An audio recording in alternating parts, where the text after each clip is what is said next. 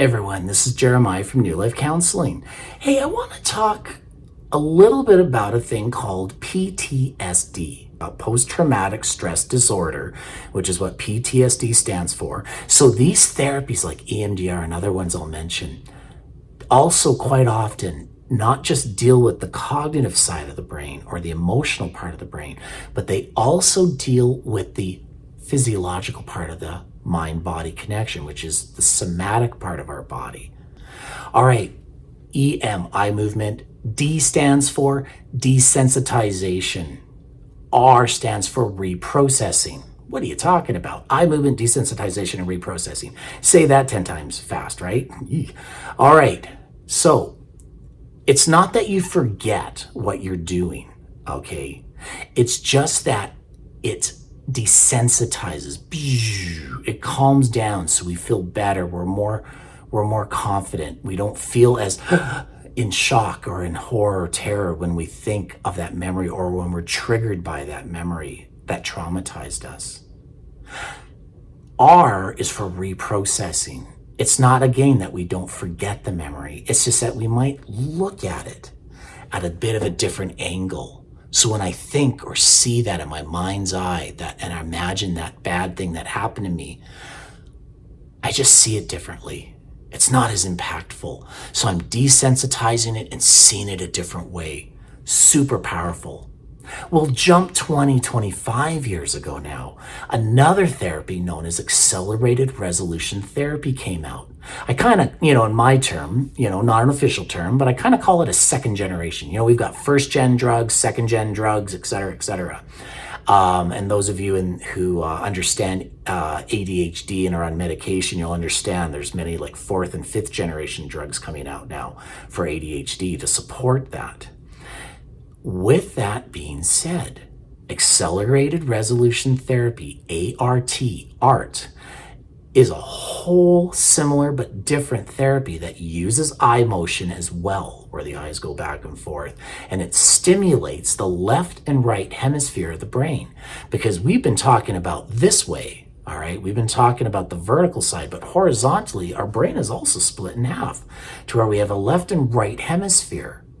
And what they've discovered is that the left and right hemispheres, when activated, whether it's through tapping, sound auditorily, all right, or eye movement, which has turned out to be the most powerful, effective tool, allows it to very quickly deal with these traumas and to process it.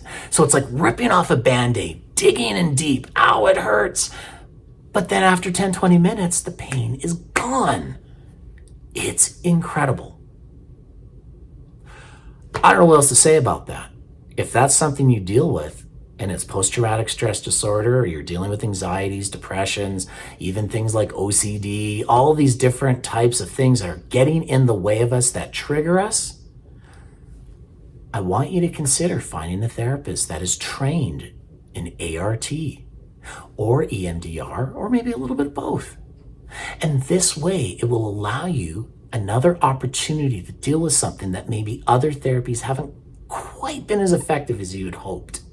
Now, I'll kind of come up to the wrap up of this talk today, and when we're talking about different types of therapies for PTSD, but there are other traditional methods that are out there. I mean, not everyone is able to do it, and hey, this is not to be negative, but there is a percentage of the population where this does not work. I've had clients within 10 minutes and I'm going, this is not going to work. This isn't working for you, is it? They're like, no. So we move on and do a different therapy, okay? And that's okay. It's just these other therapies tend to take a little bit longer to do. And there are things like, the traditional, like all of the different therapies have like their trauma-based therapy, cognitive behavioral therapy, person-centered therapy, all of these different, dialectical behavioral therapy. They all have these different things where they, advertise, for lack of a better term, not to offend anyone in any of those categories or are trained in those areas, that they do support trauma. But everyone is different. That's why I come with an approach, not, that one size does not fit all. And so we got to figure out what's going to work best for you, or the therapist needs to figure out what's going to be the best fit for you within that trauma therapy. All right. Other types of therapy, as I mentioned, they can be in a journal form where you're processing and then maybe you're talking out, because they light up, when we're writing or typing, they light up different parts of the brain. When we're talking, it lights up other parts of the brain. Well, that's good because then we can process this stuff. The challenge, of course, if we're journaling, and this is why sometimes in my practice, I have to gauge where a person's at. If they want to go with what I call a journal journey approach, it's one of those things where I have to set very, ground rules for the individual. If you're being traumatized and triggered, I don't want you to be re-traumatized. And if you're at home and you're not going to see me for a week or two, don't do it. Drop the pen and stop. So that way you can ground yourself and get normalized again. And then we'll talk about it. And that's maybe when sometimes they say we have to pull out the big guns. And that's when we got to do some of this trauma therapy and give it a shot. Or some people just are like, I want to do this, do it. All right, still have to do the intake.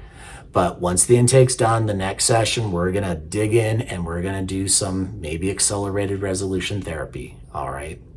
Now, one more interesting note, because I do get this question quite often, actually, all right, are these like eye movement therapies? And there are other ones, there's like light therapy, it's called, which is very similarly based in eye movement therapy. There's another one called brain spotting. That's an interesting one, kind of halfway in my studies with that one. But what are all of these different types? What's happening here? And so the reason these work so well is because they allow a quick processing to occur from the mind and the body to be able to process, get in, get out, desensitize and reprocess how we think, how we feel about these memories. That's amazing. Whether it's through that, whether it's through a traditional journal journey or just talking it through in traditional talk therapy and working through these hurts, all right? I'm just biased towards things like ART because, man, what might take 2-5 years of therapy, or even traditional psychoanalytic theory of 10 years sometimes. Again, no offense to those who do this field of therapy or that field of therapy. ART can be done within 1 to 5 sessions, maybe 10 sessions, and you're done. There is no therapy like that that's ever been there before in the past. It can be that good. So I don't want to set you up for expectations, all right, because everyone's different, okay? I just gotta do that disclaimer. It's the disclaimer of results may vary with different people. But I'll tell you, when you have someone and they deal with, let's say, a deep sexualized trauma, and within 1 session, they're like, oh my gosh, I'm fine now. That's why we do what we do. It's amazing. But of course, results may vary. And I've had many situations where it is 5-10 sessions, just in case you're wondering, how long is it gonna take? I don't want you to have an expectation that it's some miracle cure or like some miracle pill that you're gonna swallow and it's all good. No, this stuff can take time because it's trauma. And here's the thing with trauma. One way to look at it, sometimes when people go, well, how long is it going to take to deal with all of this stuff? Well, as long as it takes, and maybe let's say you're 50 years old and you've never dealt with your trauma. That's like, for each year of your life, that would be like 50 sessions. That's why I like things like ART, so it doesn't have to be 50 sessions.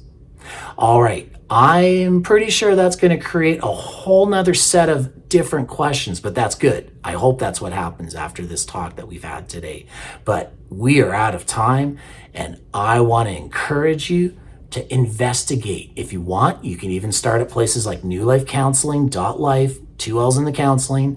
And in the questions section, I've got a good little section on ART and some links that you can look up. In the video section, there's some videos, with the originator who developed ART, just so you can kind of get a feel for it, and if you want to look up other stuff, Francine Shapiro's material, who developed EMDR, all sorts of good stuff that's out there. And of course, every traditional therapy has its own version and method of dealing with trauma. So do the research, do the look. And if you got questions, ask those questions, all right? Hey guys, this was awesome. I hope this supported you, especially if you're dealing with actual legitimate diagnosed or observable post-traumatic stress disorder. It is absolutely not a fun thing to deal with and live with. And I hope all the best for you to be able to find healing and recovery in that so you can move on in your journey in life and fulfill what you need to do in life. All right, YouTube, wherever you're at, I want to wish you the best and hope you have a great rest of wherever you're at today.